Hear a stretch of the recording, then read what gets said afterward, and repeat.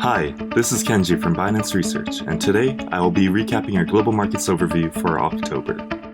You can find this report and all of our latest archived at research.binance.com. The first of our research views is an update from DevCon 5 hosted in Osaka, Japan on October 8th. At DevCon, attendees were notified that Phase 1 of ETH 2.0, including the launch of the beacon chain, is tentatively scheduled for 2020 with full transition, potentially taking another 3 to 4 years.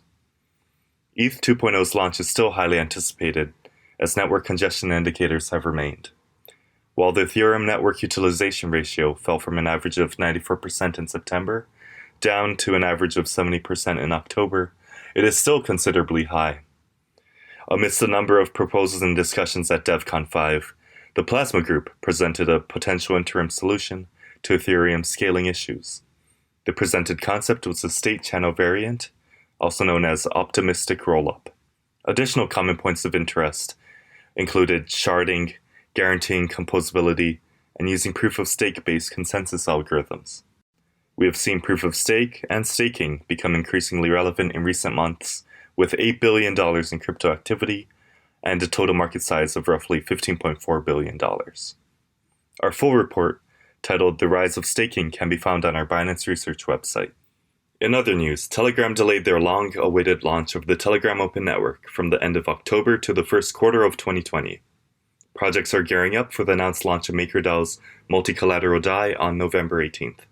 And during the last week of October, Bitcoin's price spiked on October 25th when the BTC USDT spot price increased by more than 30% in 15 hours, reaching a temporary high of 10,370 before closing the month at around 9,200. This movement marked Bitcoin's second most volatile day in the last 2 years, driving a monthly price change of 13.96%. Moving on to global markets. Of the largest exchange assets by market cap, Bitcoin, XRP, Bitcoin Cash, Binance Coin, and EOS secured double-digit gains while holding strong exchange volumes.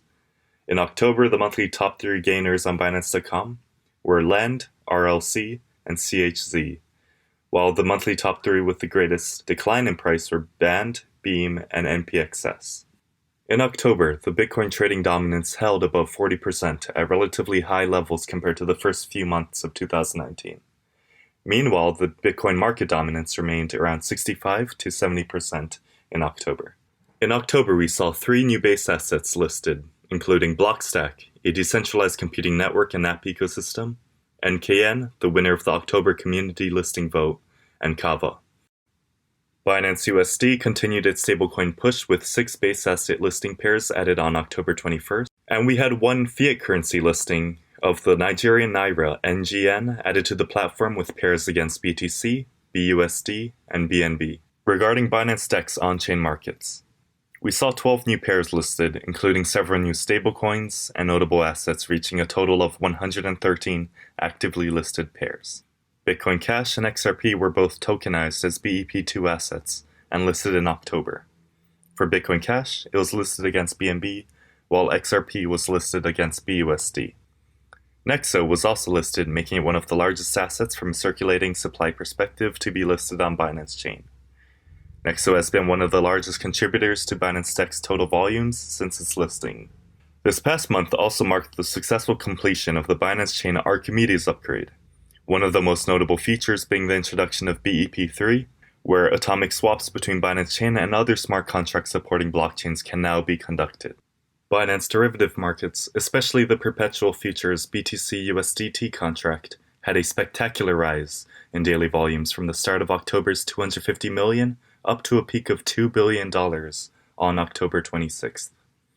Since October 3rd, futures volumes have remained consistently higher than Binance.com spot volumes as a result of this increased demand, and recently released features such as low latency services for large clients.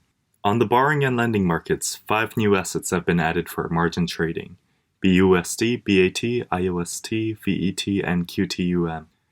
Meanwhile, subscriptions, now referred to as fixed deposits, have continued, while flexible deposits have been added, with variable rates being much lower than fixed rate. Our final section is views from Binance Trading.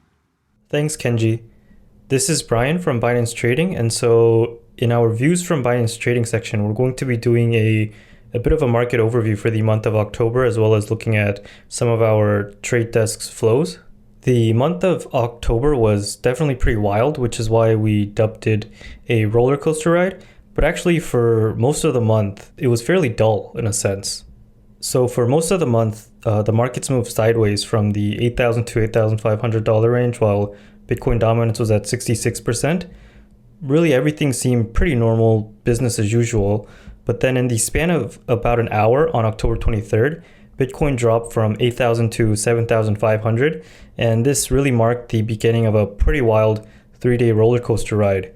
And on October 25th, Bitcoin made one of its largest single-day gains in history by moving from 7,500 to over 10,000. This really showed that although we haven't seen a big movement like this from Bitcoin for quite a while, this showed that wild price movements for Bitcoin still can and will occur. Going into some of the reasons for why this may have occurred, it's obviously very difficult to pinpoint exactly what causes an asset's price to drop or increase. But in this case, Bitcoin's big gain does seem pretty correlated with the speech that Chinese President Xi Jinping gave. So in this speech, Xi spent about 5 minutes stressing the importance of blockchain technology. And pretty shortly afterwards, Bitcoin made its big gain, and Chinese coins like Bytum, Neo, Ontology, they also all made correlated gains. And one interesting thing was that presumably after seeing this correlation, one exchange actually even released a futures contract based on an index of the top Chinese coins.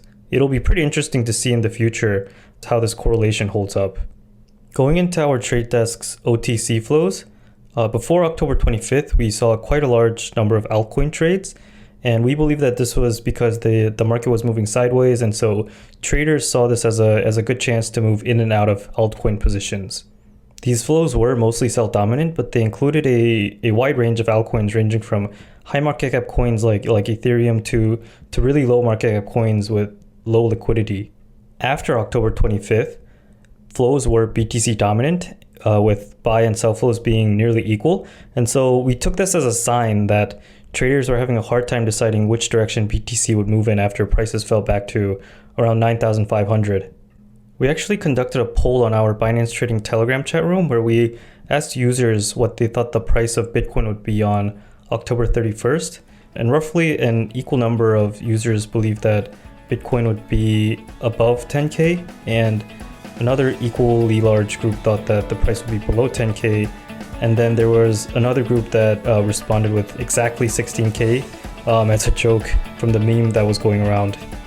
Anyways, that's the end of this podcast, and we hope to see you again next time.